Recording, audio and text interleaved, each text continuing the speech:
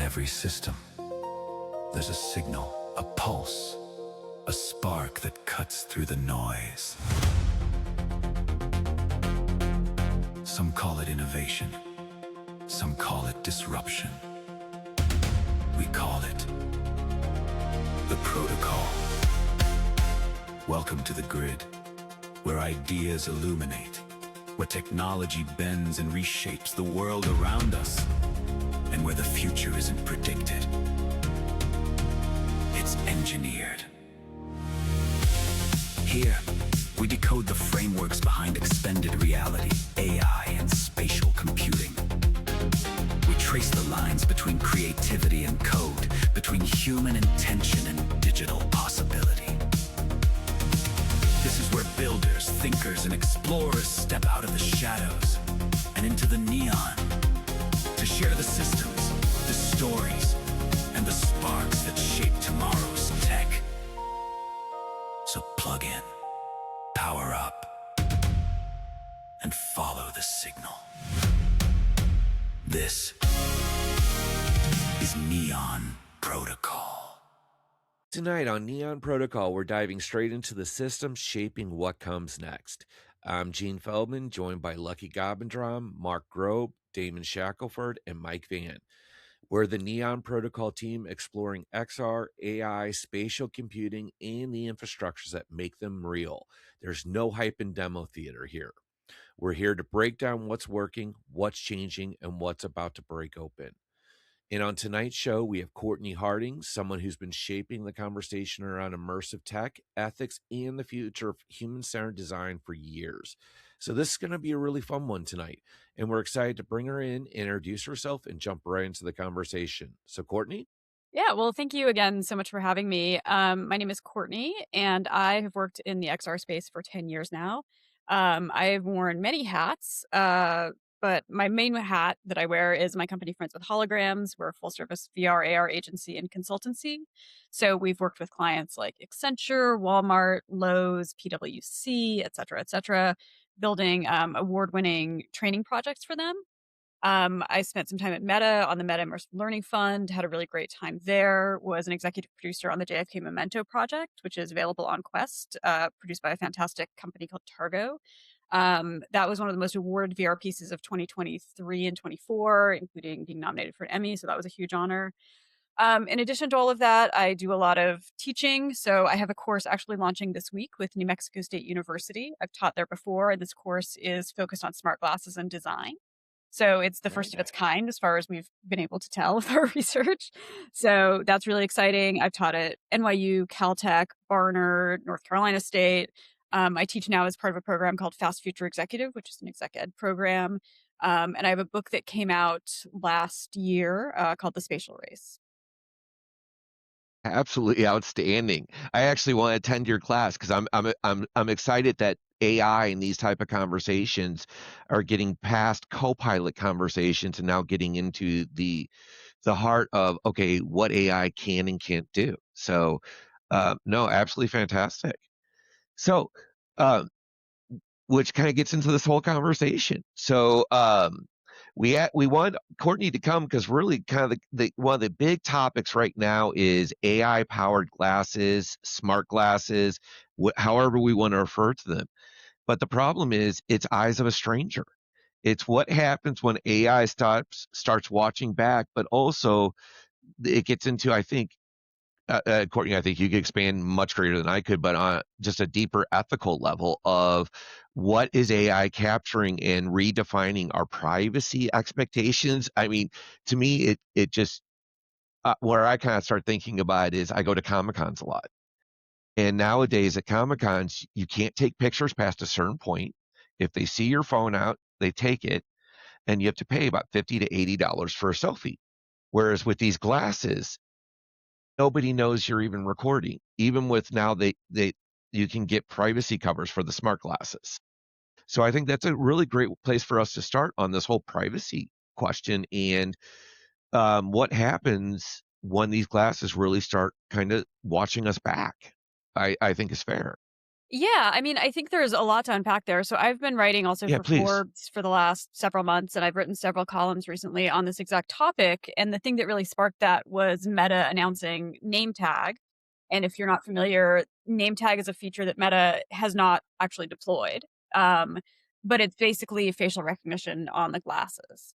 Um, my sense of that leak or announcement, whoever leaked it, was that it was a way for them to sort of announce the worst possible thing they could do, and then they have to right, and then they walk it back a little bit. People are like, "Oh, well, at least they didn't do that," right? So I think it was a Yeah. strategic tweak. I have no actual evidence of that, Intentional. but Yeah. I think Yeah. strategically that's kind of how they were Makes thinking. sense. But yeah, I mean, there's a lot to unpack there. So first of all, we are being surveilled all the time anyway, right? Hmm. I live in New York City. There are CCTV cameras on every corner, right? Every time I go to a store, there's cameras. If I'm visiting my folks who live in a residential neighborhood in Portland, um, everyone has a Ring camera, right? And we saw some pushback against Ring when they announced the Find Your Lost Dog feature, which was really like the share your footage feature. And everyone has their phone out all the time, right? You know, everyone is kind of recording everyone else anyway. The glasses add another dimension and layer to it, right? Which is the notion that you're recording from your eyes as opposed to your phone. But there's also like people record surreptitiously on their phones constantly. So I just want to sort of level set the idea that, we're going to be recorded a lot is not a new idea. And I think, if you look back at the pushback against the original Google glasses 10, 12 years ago now at this Hmm. point, there's a different comfort level to the amount of recording in public that we accept, right? Back in 2013, 2014, 2015, I mean, people had phones, but this notion of like everything is on TikTok all the time, that did not, TikTok didn't exist, right? So I think there's a general comfort with being recorded, but, and then it gets into the issues of, um, you know, you're recording content and then the content is potentially being shared. That was something that happened recently. So this is a bit of a strange story because it's based off like translated reports. Um, but the idea was Yeah. basically Meta, you would film content in your glasses and that content would be shared with a third party service in Kenya that did like tagging for AI. Um, Meta did not technically break any rules. I mean, the glass, when you were filming, you had to tell the glasses to start filming, stop filming. Yeah. So it wasn't like Meta was filming without your knowledge, Yeah, it right? was consent. Yeah. Yeah. As well. Yeah. Because Yeah, and It it's in is. essential conditions. So It like, is, yeah, Mark. because they have to get by, especially where in the 50 different states, each state has different rules and regulations, whether it's a single party knowledge right, or single informed right. consent, whatever. But But guys, that's it's that's beyond that, only for right? specific like that's all right. So like that's for legal cases, But like anyone can take a photo and just have it on their phone, Look what So Pokemon Go like was able to achieve, right? Like they were able to like take all that information, just string it together, and they're creating these crazy world maps from it because everybody's uploading it because yeah, they're catching Pokemon, but they didn't realize what they yeah, were feeding to the engine, what they were creating by doing that, right? Yeah, so like Meta's just gonna get bad rap, honestly. I agree with you, Courtney. I think the world's changed, right? We lived in a world where you use your device, you query the AI, right? Now right, it's flipped, right? The device observes you, AI initiates. It's not just yeah. responding, it's interpreting, right? So like, Yeah. And that's And the vision that I kind of laid out in the book and that I've laid out in other places, which is the ideal version or the better version for me of these glasses with the AI is like the glasses learn what I want, what I need, and it can deliver it to me. So all of a sudden, I'm getting information that is contextual and relevant. If building a live when it, model, right? yeah, sorry, well, It's building a live model, right? What you look uh, at, who you talk to, your yeah, tone, where I'm stress, at, hesitation, yeah, habits. yeah, where I'm at, what I'm doing. So like a really good example that I was talking about actually yesterday is, I'm a runner. That's my kind of big hobby outside of work. And when I'm on a run, I'll get texts on my phone, on my watch. Then I have to like stop my run and look and potentially respond. And the texts are not filtered in any meaningful way. So I could get a text about like something that's a true emergency, right? Then I can also get a text from my husband being like, hey, can you go to the store later today and buy broccoli? Which I need to do, but it's not like a true emergency. And then I get like spam text, junk text, whatever. And there's no filtering mechanism, right? Same with email, same with a lot of notifications. So the idea is if you have AI in the glasses and AI is really good, it will contextually know, okay, Courtney's running, right? You can tell the motion of the glasses and where I'm going. So, okay, we're only going to serve her life or death emergency notifications, right? And we can Workout mode. later. Yeah, workout mode, right? Yeah. If it can tell that I'm like sitting on my couch, scrolling my phone, relaxing, then it might give me more, right? So, that's, and like, it'll serve me products. So rather than having ads everywhere, right? Huge billboards and, ads for things that I don't want or need, it'll serve me, okay, it's 7 a.m., you want coffee or tea or whatever. It's 7 p.m., like, you want a glass of wine. Here's like a wine that you will probably like based on everything we've learned about you. And here's where you can go. And then even bigger picture, this is an example that I gave at MIT when I did a talk there. And this kind of comes back to the idea of data gathering in the glasses. So if you live in New York and it's a Friday night and you decide last minute you want to go to dinner, in a lot of neighborhoods, that's actually very challenging because a lot of places are really packed. So you wind up just like wandering around and getting frustrated. It's kind of a bad experience. So now what you can do, or in future, theoretically, what you could do is put on your glasses and say, okay, I want to go to dinner. I want Thai food. I want, 20 block radius, like whatever your parameters are. And because everyone in the restaurant is wearing the glasses, it won't give you individuals, but it'll give you a heat map, right? So you can tell, like, is the restaurant really busy? Is there a ton of people there? And then that restaurant won't get recommended to you because there's no point in you going because it's full.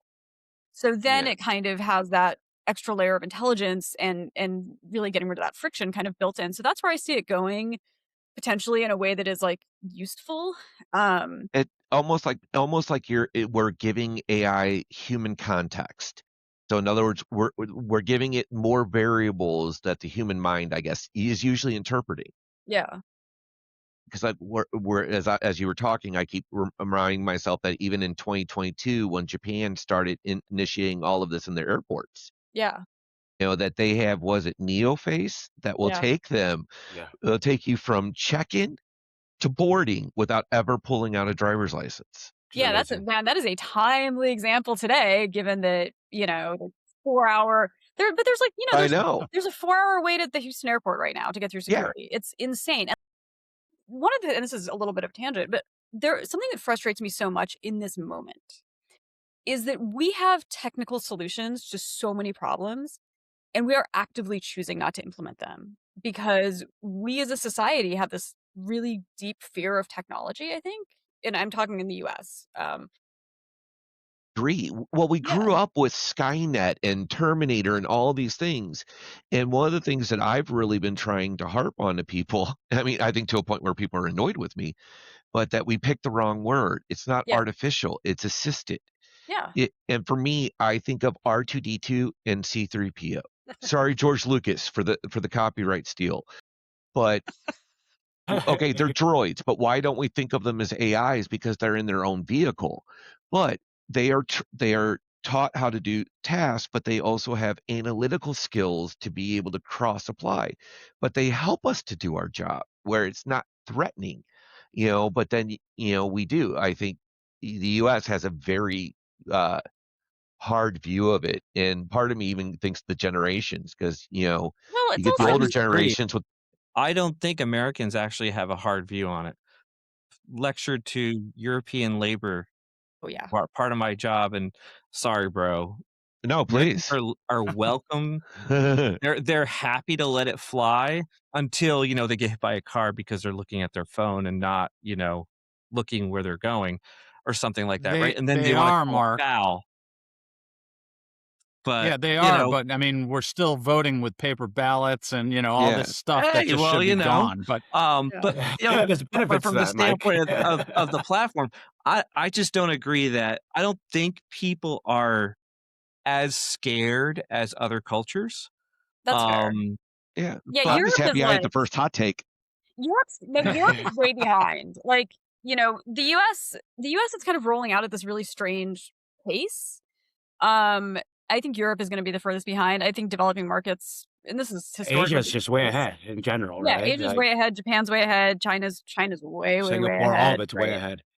So, but I think it's like, you look at Waymo, like people have big, mad feelings about Waymo. And yeah, look, it will disrupt industry and it will disrupt jobs. I'm not saying it won't, But Waymo statistically is like 80% safer than human-driven cars, right? And somebody said something really interesting to me, which is Waymo is the most dangerous it will ever be today because every time it encounters an edge case, it learns, right? Humans don't do that. So, there were 2 articles that both came out of San Francisco very recently that I thought were really interesting because the first one was, and this is truly horrifying, people will attack Waymos on the street with human passengers in them, right? The same day I saw that article, there was an article about a woman 75-year-old woman going 75 miles an hour on a 30-mile-an-hour street, ran into a bus stop, killed a family, parents, 2 children, dead. Just a family out going to the zoo for a day, right? She got probation. Now, we have a solution. In San Francisco, there are cars that are 80% safer, right? And people are attacking those cars. And yeah, people are upset that this woman essentially scammed her way out of any punishment, right? But this happens all the time. This happens all the time. People are killed by cars, they're killed by delivery cyclists, like whatever it is. We have solutions. Like the delivery robot hit a bus stop in Chicago today and like broke some glass. Okay, fine. Who cares, right? Like it's a robot, you know?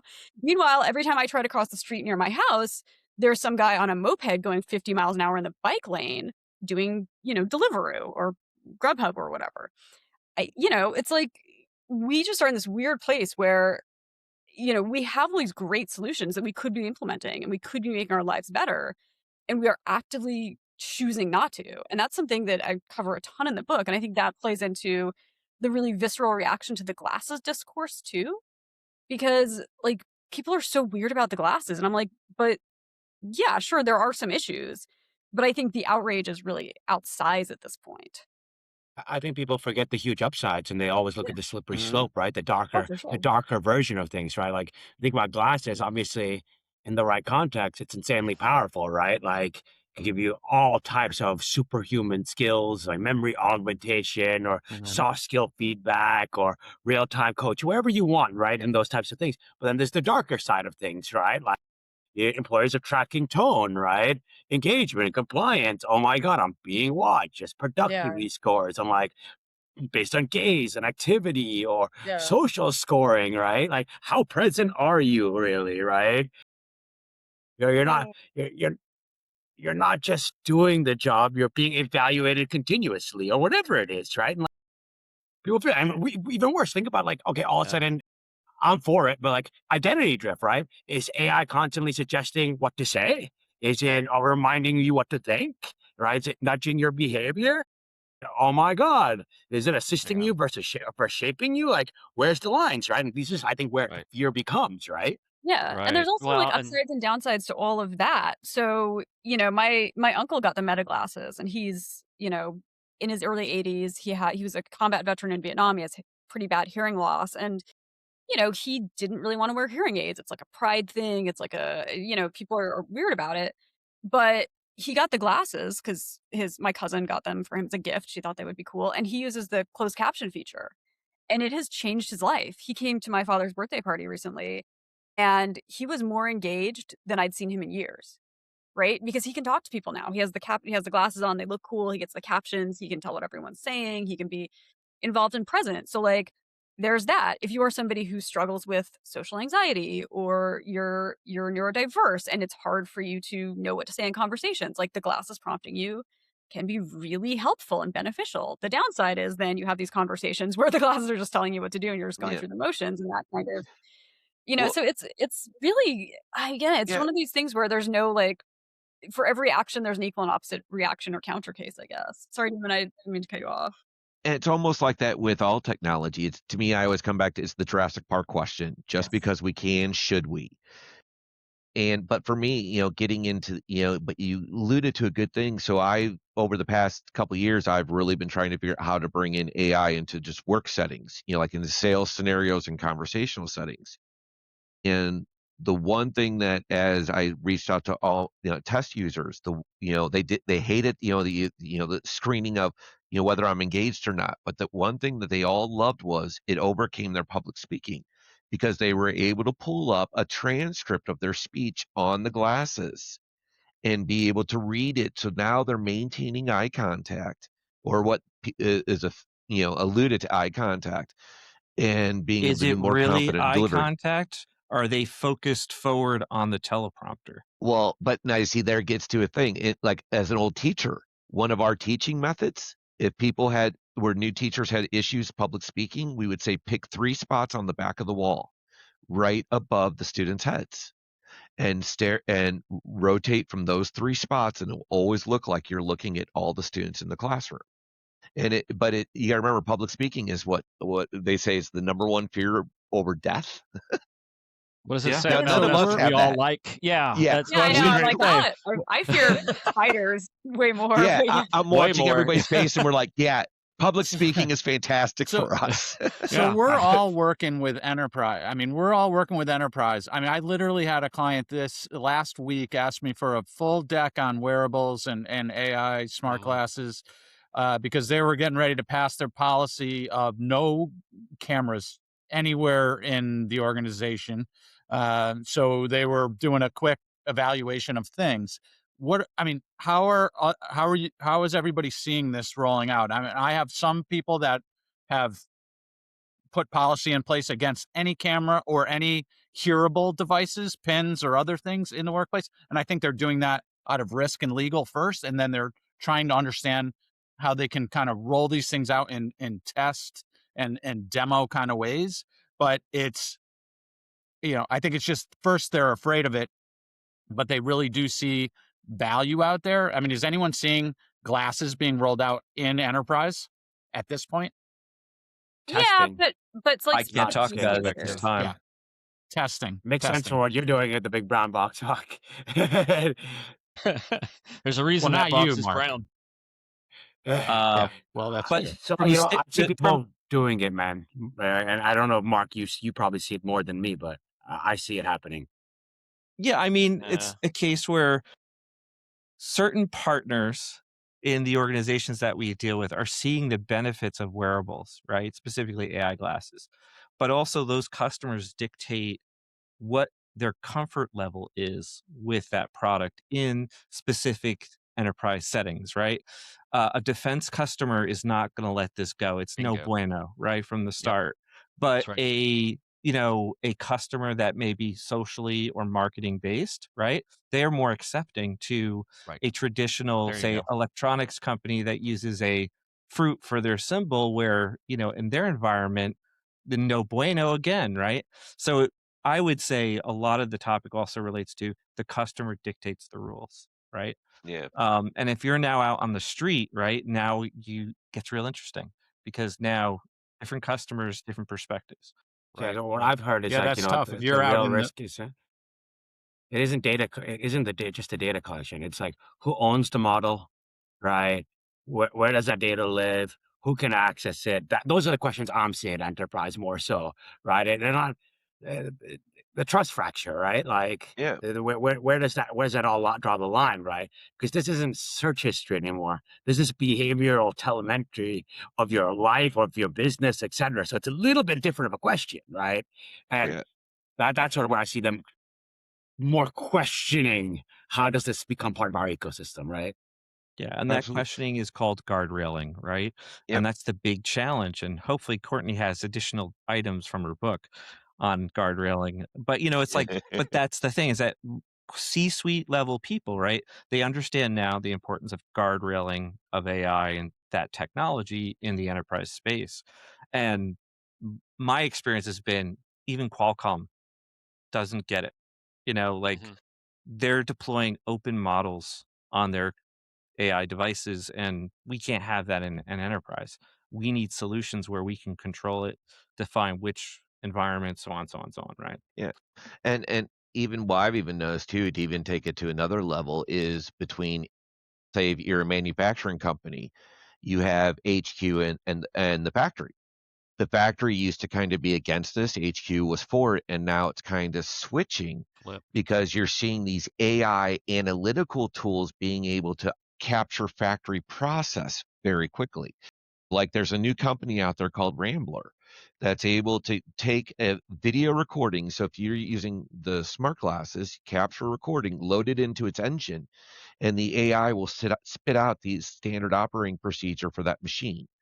So that's where you're also getting that shift of that our biggest critics for a while are now kind of becoming our supporters because it's becoming easier for them to document. And I think that's the really critical thing, especially about enterprise. So there's a lot already. I mean, the OG Google Glasses were 100% flop as a consumer product, but they actually did have a pretty decent afterlife as an enterprise product. Now they're sunset completely, but people were using them in enterprise. Like Vuzix has not a huge adoption rate, but they've got customers, and I'm getting more and more interest from folks who are wanting to use this. I mean, some of it is just the glasses needing to be tethered is a non-starter for a lot of folks. That'll get solved, I imagine, pretty quickly. Um, but yeah, I mean, I think your example is a really good one where it's like you can use the data for that you're collecting with the glasses to create a model of, here's all the processes.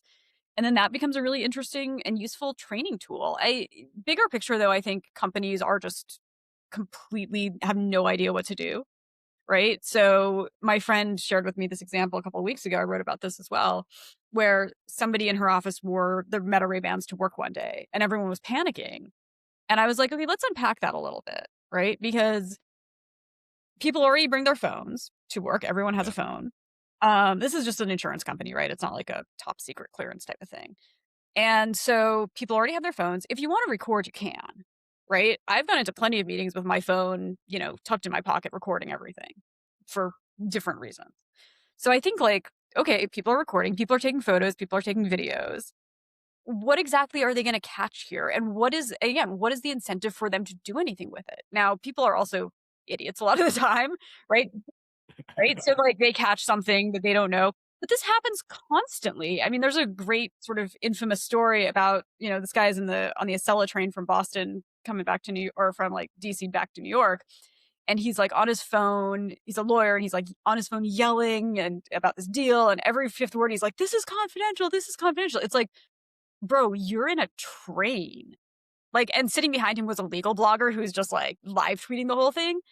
And yeah, I mean, people do ridiculous stuff like that all the time, right? So the glasses might the glasses might increase that a little bit, but like at the end of the day, most people are not going to leak their work information because why would they? And who would care?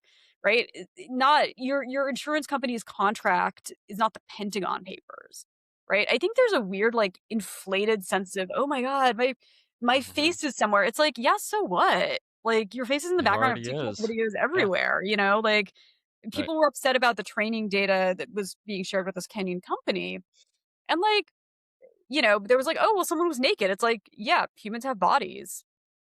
Woohoo, right? Like, who cares? And obviously, like, revenge porn is illegal. Making nudes is bad. All of that stuff. But it's like literally also whatever. Like some random Kenyan guy saw 2 seconds of you, okay, and not your face, just like chest or whatever. It's like, oh, okay, I guess if you want to be that concerned about it, go for it. But I think people just have this weird inflated sense of like overimportance of certain things.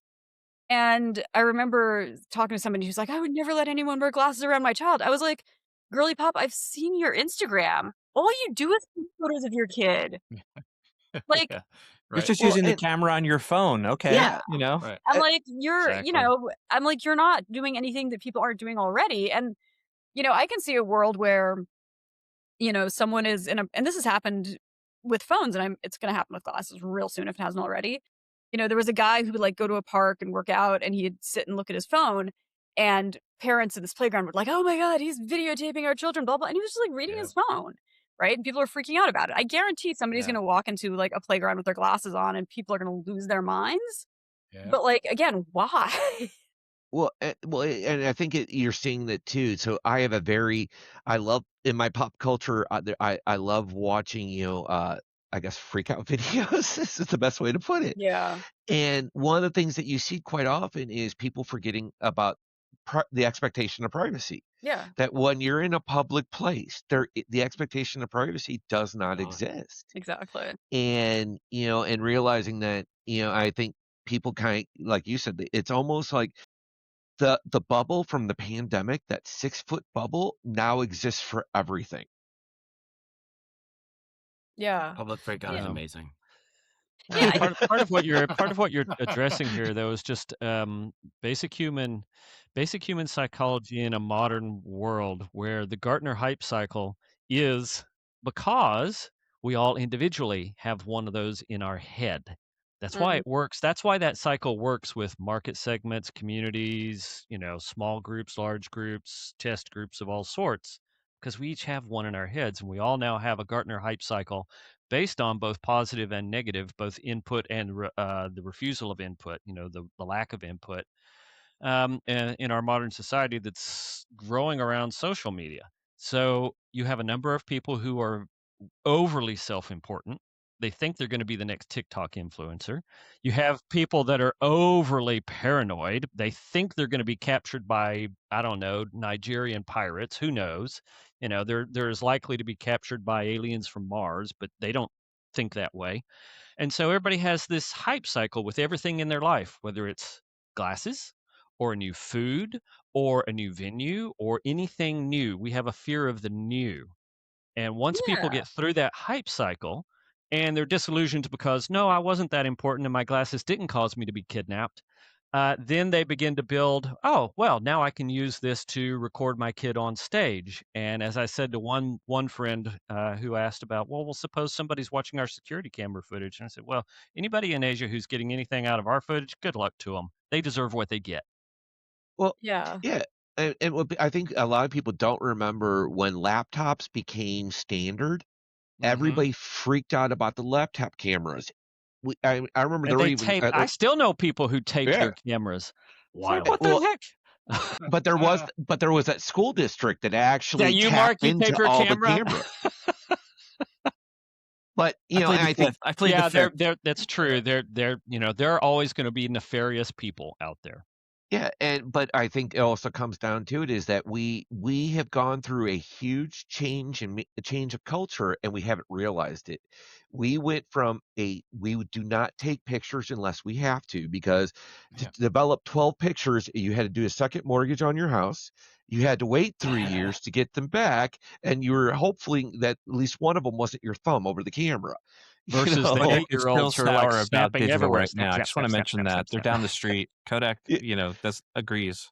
Yeah. Yeah, but we went from a culture that did not take a lot of pictures to Mhm. now we video Pictures everywhere, everything. everywhere. And Yeah. Scatter so Right. data. yeah, And and it's I think Right. really And that happened quickly. And within the next 2 or 3 years, every earring, necklace, ring, and then Mm-hmm. they're all going to be Mm-hmm. recording. They'll be You're recording going to have something. you're going to have AirPods with cameras. You're going to have all this. So people are just Mm-hmm. going to get used to it because when there's 400 million pairs of glasses deployed, Yeah. it's just going to become normal. yeah, Right. it's And gonna so be like you're on a that incline of, yeah. where you pull out of the trough of disillusionment and now you begin to actually build actual use. Yeah, and I think, the glasses are gonna become just more and more useful, right? So I mean, I've seen the Google glasses. I think they're amazing. I really am hyped on those in particular because the maps are so good, right? And just think of, I mean, I live in New York City. I'm on the subway. I'm walking around all day long. And the idea of not having to like look up at my phone, look down at my phone, look up at my phone, look down at my phone, and everyone else is doing that, and it drives me insane, even though I do it as well. But the idea that you can just like have this heads up and move through the world in that way, like that's so much safer. It's so much less annoying. The idea that your consumption will be really private is really cool. The idea of like you're not going to overhear everyone's TikToks on the train because it's phone conduction as opposed to people just blasting their phones like animals. That's really cool. So I think it's, for me, it's like, how do you tell a good story about this technology? And I think that is where the biggest point of failure has happened. And I'm going to call Meta out on this. Like Meta's done some cool stuff. They've done some cool use cases. I really like some of the advertising they've done, but Mm-hmm. they have not gotten to a point where they've kind of overcome the negativity to tell a compelling story, right? And Actually, I they've think done damage to a compelling story. yeah. In my yeah, but humble I think opinion, they yeah. fumbled the ball multiple times. I'm sorry. Yeah. I just got to call a No, they spade a have. spade. No, they have. But so I think Google coming to market is gonna be interesting. Again, you see like these independent brands, Will Mentra, help.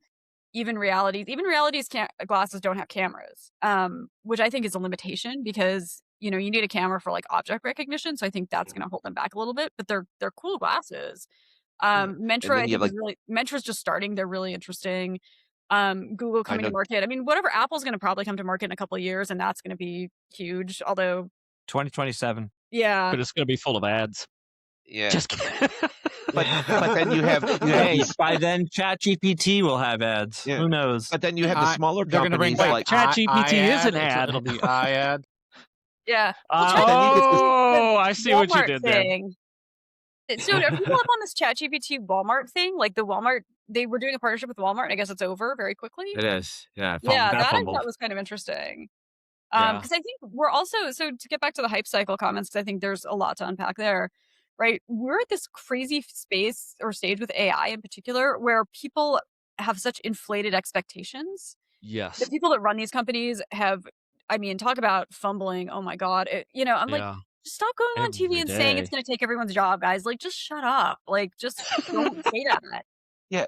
I It's don't know it's what's It's their not. particular, It's not like, going to take fetish everybody's for that. job. It's That's like, not I happening. know you're a right? founder, but please stop talking. yeah. yeah, like, But oh my God, it's like, it's just, they're all weirdos. They're all yeah. nuts. I mean, whatever. Well, I'm not gonna, it's they're it's all the crazy instant Yeah. people. Yeah. yeah. It's the instant gratification. It's like, Yeah, all right, like when I'm sure you guys have also experienced this, especially in change management, that you're like, all right, here's my plan. Oh, we can't do that right now. No, this is like a 5-year plan. All right, right. let's stop looking at tomorrow and let's look at the landscape. Let's look at the forest through the trees.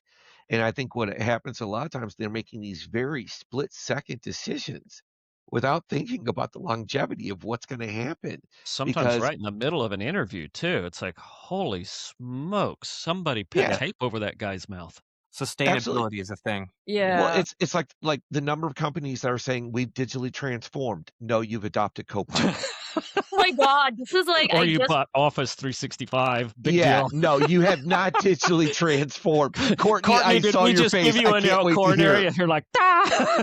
no, so The hair's going back. She's ready. I know, right? so, okay, a friend of mine works for a bank, like a big bank. I won't say which one. She'll We Yeah. can edit it later. You know Big, what? big My friend bank. works for I'll, bleep beep. out the name or something.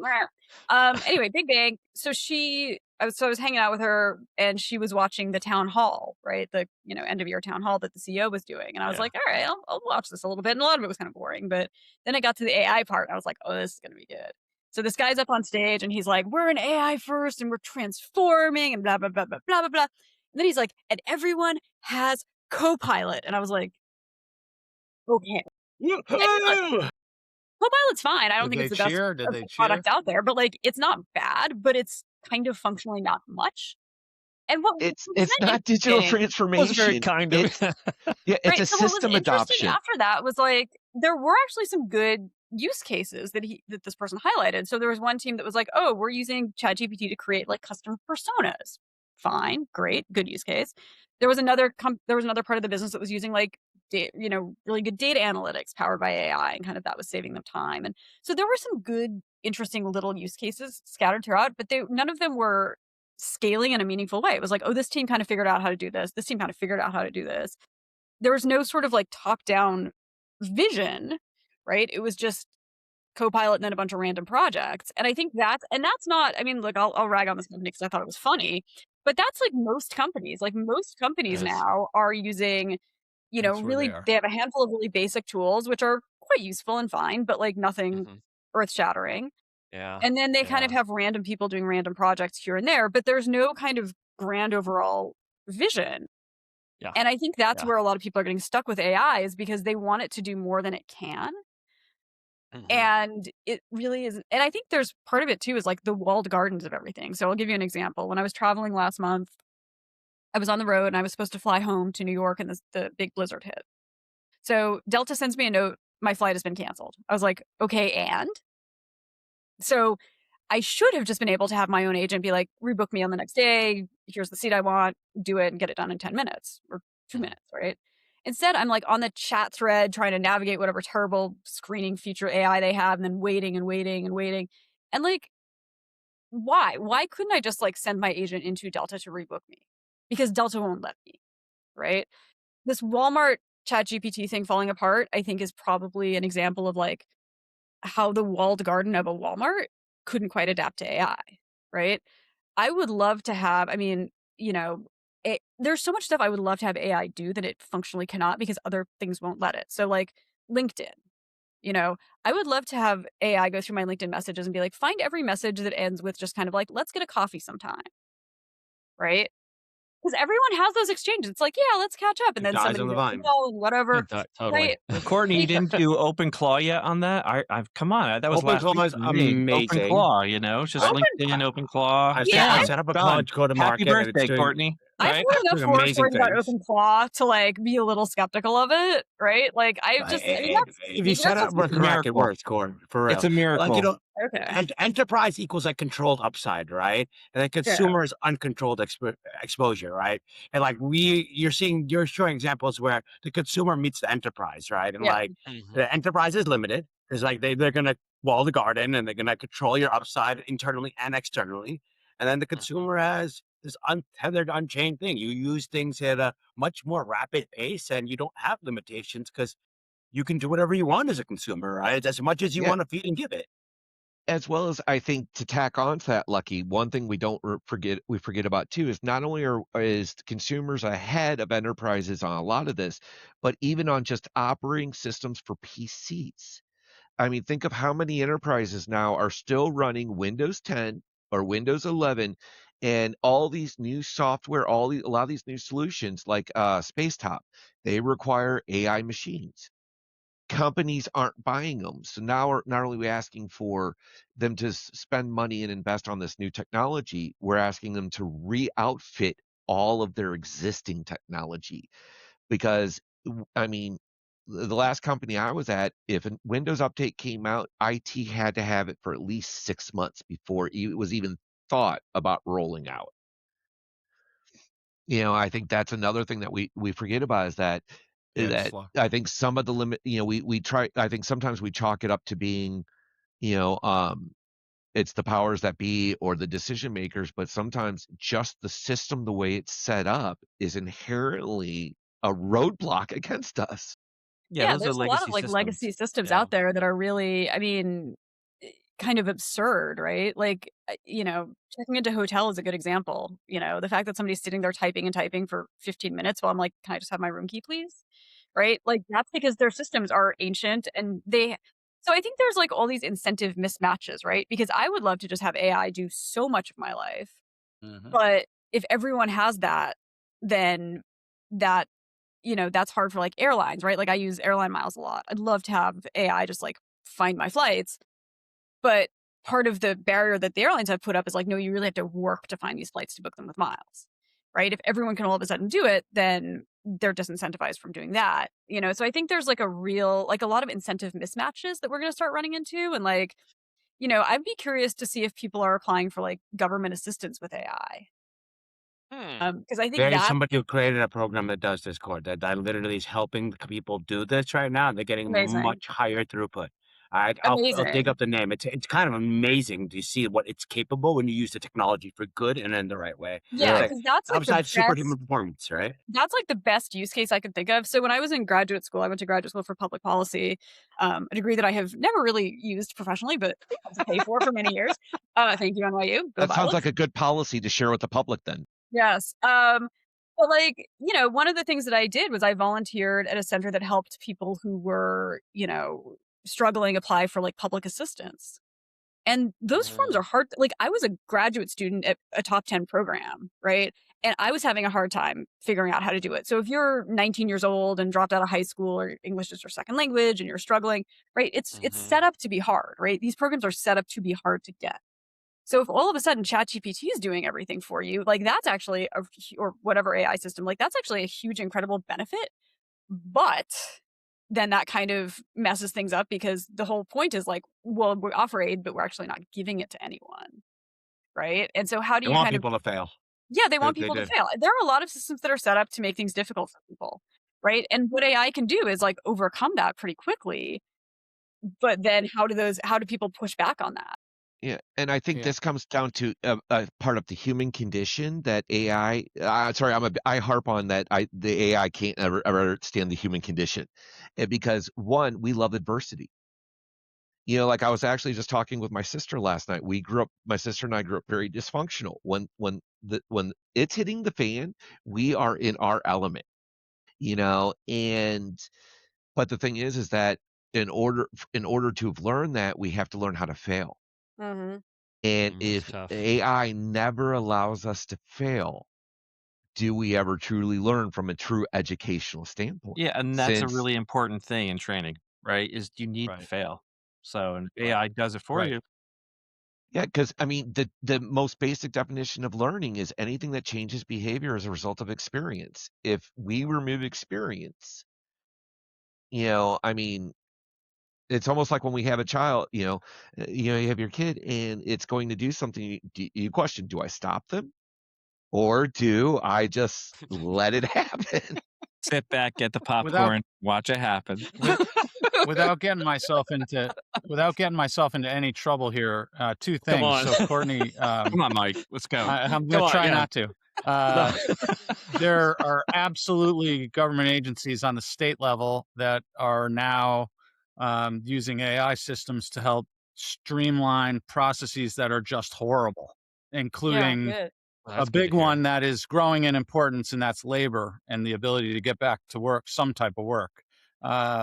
Things that, the DMV, but the things that are just, they're overwhelmed, they don't have the resources, and you can cut out 80% of the process of when you walk into one of these locations through this technology. So there's so much opportunity. Think about all the ways that we touch just services that we need. And so I think just as in our industry, there's so much opportunity there. And then the other one is training. And I mean, we're involved in some live role playing sales enablement training that is just getting early, tremendous feedback. And this is from people that were very skeptical and didn't really want to talk to the AI, but then came out of it throwing out 100 ideas about how to make it better and how they will use it more with better features. Yeah, So, I I mean, worked I on think that. I worked humans on like will a similar enable project. this. Yeah, I worked on a similar project in 2024 and 25 with AI powered virtual human avatars for training. Like phenomenal how well it went. I mean, really, really, really good stuff and, huge performance improvements, right? I think that's not shocking to anyone. But yeah, I think once people sort of get over that initial queasiness about it, then they get into it very quickly. And I think that, a lot of what people are seeing is kind of negativity around AI because, again, these CEOs won't shut up about how it's going to take everyone's job. But also, there's a lot of like water usage and data centers, and it's all sort of not very well informed. But I think people just have this weird anger about it. And Humans like to focus on the negatives, not the yeah, positive. Oh, Right? yeah. yeah, Yeah. they like Yeah. We that, and they, believe bad and news we've first. not done a good job communicating all the upsides and benefits. Mhm. And, if I look at where I'm using AI the most, it's pretty basic, simple stuff for me, but it's so helpful. Like I use it to build all my decks, right? It's still my ideas, my intellectual property. I'm just not a great deck builder. I hate Google Slides. It makes me miserable. I just dump everything in GenSpark. Again, it's all my ideas, Mhm. right? I Yeah, dump it in GenSpark and it spits me out like a decent looking deck that's 80% of the way done. I'm like, great, $25 a month. yeah. Love it, But right? but but the thing is, Honey. but Take the my money. nice thing, the nice thing about that is because I've noticed I've started doing that with a lot of my writing, Yeah. and it's changed me from either being a writer or being a designer to a producer. Yeah. That what's the difference between me telling an intern, okay, this is what I need you to do, and double checking the intern's work, or telling the AI copilot, this is what I need you to do. Um, Well, I know and what the so difference is. The difference is someday you could hire the intern. absolutely, because the It's skills. accountable. The intern's actually accountable for it Is he? versus the AI. You Yeah. think the internet's more accountable than the AI? AI is not accountable. Someone will get blamed for what the Yeah, AI does. 100%. because But they may do a better job.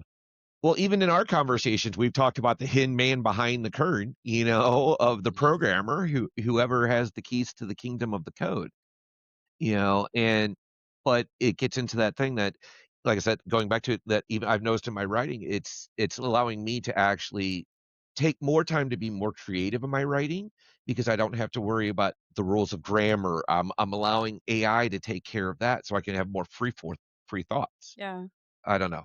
I mean, I think there's an idea of like everyone has their quote unquote zone of genius, right? Or everyone has things they like doing, don't like doing. And there's a lot of variation across that, right? Like I think about when I was visiting my folks recently. They're retired. They've been retired for 20 years now at this point. Like they're just chilling all day. So like they love just going to the grocery store and walking around. And like they'll chat with the lady at the bakery and they're like friends with the woman at the Starbucks.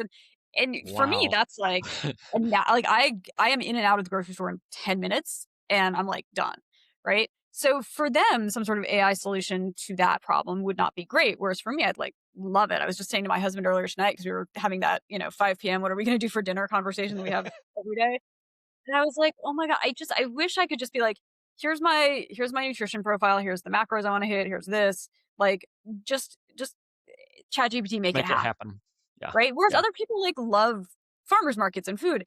And there's stuff that other people would find boring that I love to do. So I think the idea is really how do we build these solutions to kind of get all the negativity, not all the negativity, because I think their negativity builds growth, but all of the just kind of like, I don't want to go to the grocery store. Let's just something else can do it for me, right? And how do we build those solutions and make sure that then I can spend more time doing what I actually enjoy doing, right? Whether that's the work I work on or reading a book or watching a movie or spending time with friends. Because I think people are like, they're stressed, they're overbooked, they're overworked.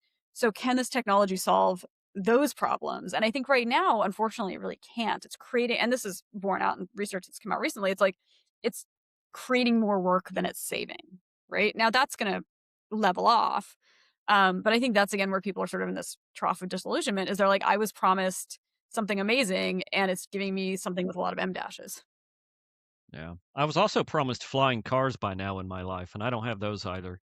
Not Coming, man. It's flying, coming. self-driving, not flying Well, yet. How much w- do you feel this feels similar to like the initial hype of VR? Like, do you guys feel the same sort of vibe? Like AI right now Yeah, versus this is vibe? No, intensified. This is crazier. No, intensified. VR never Yeah. just has a And the corporate flaw. and the greed. amount of Corporate money greed's being just thrown at pumping it. this, I don't know that it's VR corporate never greed. had like yeah, There's that a big of a negativity crazy around amount of it. money.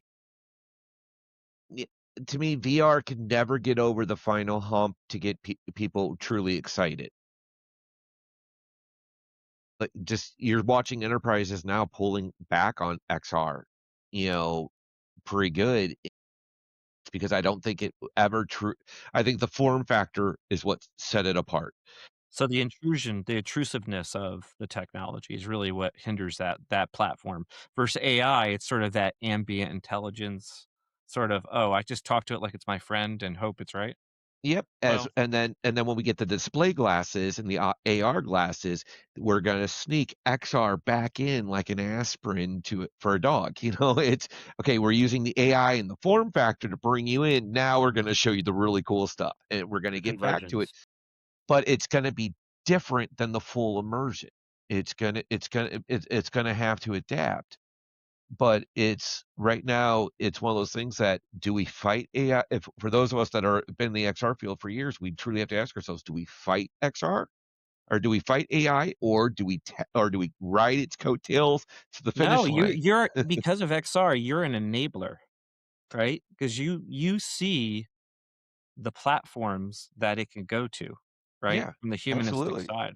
It's AI is also the going to like beachhead. supercharge content creation, right? So if you can do like right now, it's still very early, but Google has Genie and there's World Labs out of Stanford, Fei Li's project, and yeah. Yeah. other people are starting to build this as well. So, one of the biggest barriers to entry for training was the cost of the headsets and the hardware, but it was also the cost of content creation, Content. right? So That's now right. you're at a That's point where exactly like, right. I mean, I can do 360. I do 360 stuff all the time and it's great. And my little camera's here. And that's what I do a lot of now is upskill people in enterprise to be content creators on their own. So with the 360 stuff, that's easier to do once you know what you're doing. There's plenty of platforms to make it interactive. They're no code, low code. But the stuff that now otherwise you need a Unity developer to build, and that's time and money and challenging. If you can just again do the prompt based stuff, I mean that's bad for Unity devs because that'll cut their workload. But it's great for enterprise because then again, it's like the problem with VR is there just wasn't enough content. And I've been saying this for years, and it's gonna go on my gravestone or whatever. Yep. But like Bernie Harding, she yelled about VR content, R.I.P. 100 years or whatever. I don't know, 50 years. But like, the thing is now that we can, so the reason we're like addicted to these freaking things all the time is because there's so much stuff on there. There's never an Yeah. end of it, Yep. right? And they're I have a so Vision easy. Pro. I have a Vision Pro sitting next to me that was not cheap. I've watched every single piece of content that exists on the Vision Pro. and it's a great headset and I love it to bits, but there's not enough to do, Yeah. right? It's like the early days of the internet where you could like catalog every website, you know? Yeah. So I feel Well, like the content creation once it gets supercharged with AI is gonna like, I think, be hugely beneficial for VR. I agree. Yeah. absolutely. And Courtney, to your point is, you brought up Unity. I mean, with Unity coming out with Unity Studio over the past couple months, which is a low code, no code Unity, that it's going to allow people to even the Unity is not even the full Unity certification is only going to be now for those people that are really deep into it, but it's giving everybody the chance to do this. Yeah, for Nice the little Has record, plug for anyone? Unity. I'm Go mad ahead. at Matt from Unity, the CEO of Unity, because Studio does not work with OpenClaw. Just saying. Not yet. It's Okay. coming. It's coming. Yeah. Matt, I we mean, need they've that done some of review. that. They're not something good with a good So, AI so pipeline. Matt They're has working been towards called it. out personally to fix this. Oh, that'll put us on He's the the Unity radar. CEO. Yeah. He better get going. Mike, did you start to say something Anyway. intelligent? Did you started to say something? What were you going? Not intelligent, but I just was curious. Has anyone had any experience? Has anyone had any experience with lenses, with the actual? I mean, I haven't seen them, but I keep hearing that immersive, contact lenses are coming. That we're going to be able to. And then where are we? I mean, then people are really going to have things going on inside of their view that others don't know about, right? I'm not a I haven't contact seen kind of guy. anything. Can't. No. Yeah, I've seen I've some. heard. I've seen some I can't process comment on that. applications I for can't micro comment on that, Mike. deposition to get the stacks inside of the lens Offline. space, but I've not seen anything real beyond a few patent applications. Yeah, Yep, I think And that's Mark where knows we are. something he doesn't want to share. and You want I'm to talk still. offline? Oh, Yeah. But I mean, I'm still waiting for the feature that was promised years ago that these glasses will be able to adapt to our vision. I mean, that was one of the early promises that there was I can't remember the name of the company, but they were acquired by one of the other bigger companies, the Metaverse company. No. Remember there was the whole Intel glasses that would take lasers and splash them into your retinas of your eyes. Whatever happened to that? It was low It was power, too. lasers being splashed It into was your green eyes, I light. Yeah, think. it arc in from your sides and reflect, and God. yeah, it was really cool stuff. Whatever happened to stuff like that, right? The It's reality well, is this: big companies acquire the innovation and they stomp it out. Kill him. yep. It happens more times than I think a That lot of us care to competitive count. advantage word. It's terrible. It's a terrible word. It's a curse word in innovation. Yeah. And that's why I think and I think that's why one of the things that we really want to try to do with this podcast too is also bring a lot of these early innovators on. I mean, like the guys from DigiLens. I mean, I'm glad they're still going strong. But you watch a lot of these companies that just kind of disappear, or some of these companies that had such a great idea, but it just never got the traction it needed.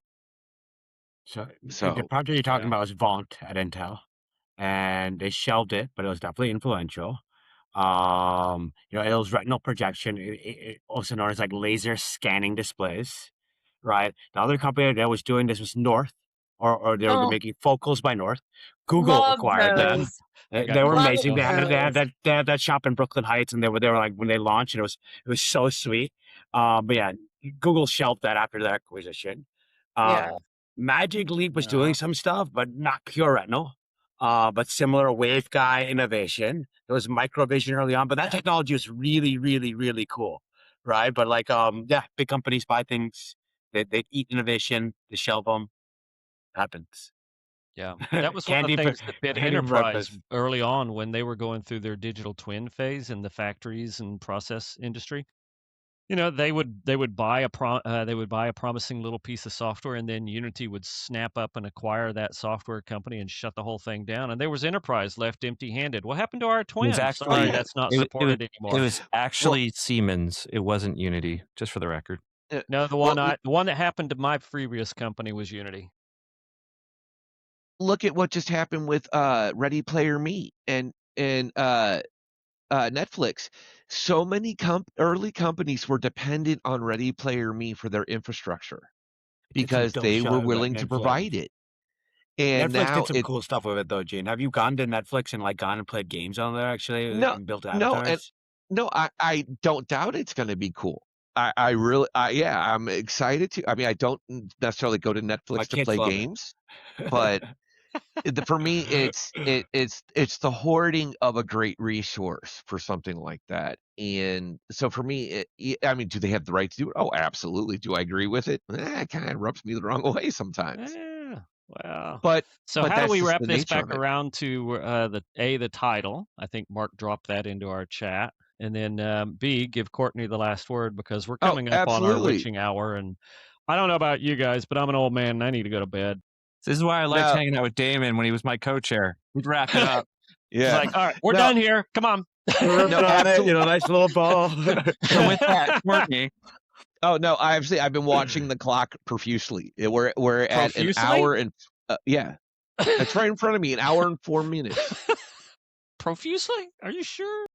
Yes, I like that word. Just deal with it. ChatGPT, tell me about profusely. You know what? I am from the Midwest. I can't help it that people from the Midwest don't speak our lingo. I'm gonna get Okay. memed later. Yeah, you know what?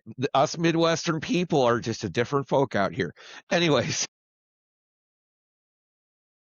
so You but no, so this I think the conversation's really I think really circled around that whole idea of eyes of a stranger, that whole concept of what AI can do. And I think even though we kind of went off tangent, I think we hit a lot of the key questions that either enterprises or people entering this that are having.